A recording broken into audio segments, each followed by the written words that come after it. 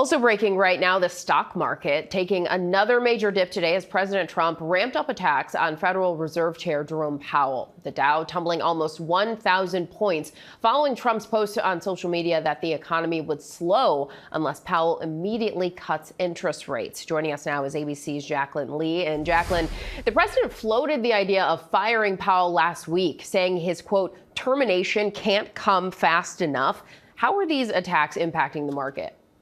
Well, Janae, the Federal Reserve has always been known to be independent of politics. It's been that way for more than 110 years, and it does not matter what party is in the White House. The Fed will always determine its policy based off of what is best for the economy. So when you have President Trump threatening to fire the Fed chair, this is raising alarm bells, just that the Fed, it might not stay partisan, or it might not stay unpartisan. I mean, Democratic Senator Elizabeth Warren saying last week, if Trump fires the Fed chair, Jerome Powell, the markets will crash. And these comments coming from the president are just fueling doubt among investors. And Janae. we are certainly seeing that with the major dip today. Jacqueline, we also saw the value on the U.S. dollar fall again today. What can you tell us about this?